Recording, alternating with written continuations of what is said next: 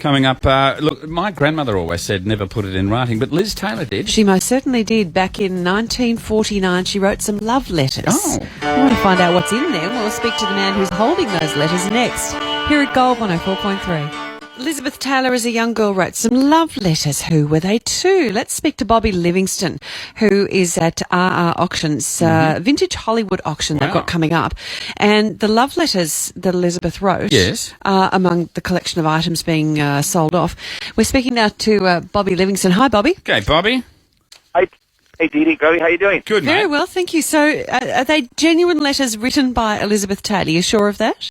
Yeah, we're absolutely sure. We bought them from her old boyfriend, who fell in love with Elizabeth Taylor in 1949 when she went into Miami Beach in Florida for vacation. She met the son of a millionaire. Yeah.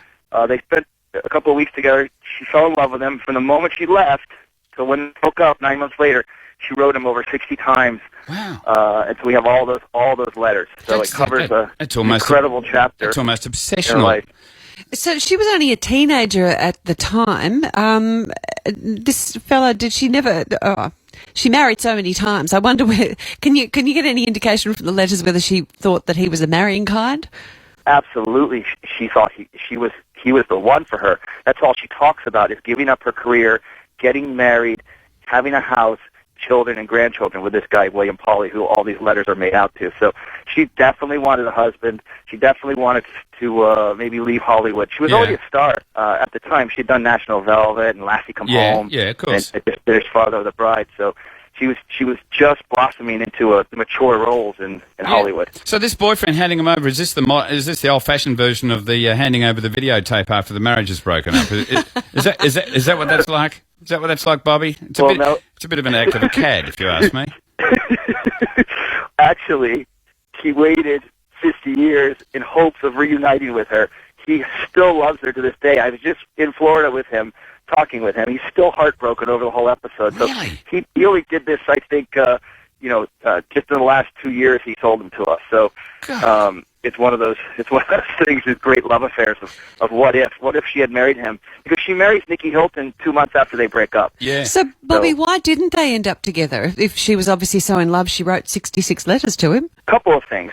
One is she was still under control of MGM Studios and her mother. She was only 17, so when she kept talking about giving up her career, she probably, I know for a fact that, her mother and the studio weren't really happy about that particular situation.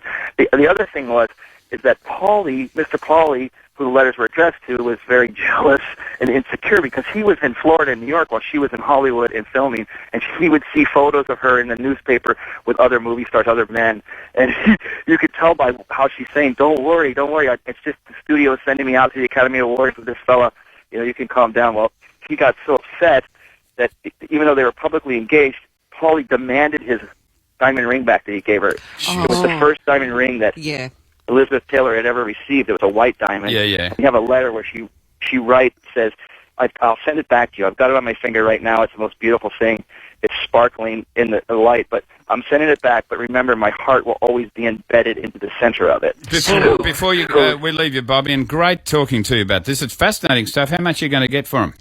Or am I being vulgar? I hope over 50,000, maybe 100,000. We'll see. Okay. What a wonderful romantic thing. And there are some incredible things in this particular auction, including an Errol Flynn costume. And don't tell me you haven't tried it on, Bobby, just to see if you fill it out. Don't answer that. I'm quite a swashbuckler. Yeah. Very good. Yeah, more buckle than swash we've heard these days, Bobby. But anyway, good to speak to you, and thanks so much. Good on you, mate. Yeah, thank you, guys. Breakfast with Grubby and Dee Dee for National Builders. When it comes to building what you want, they're listening. Gold 104.3.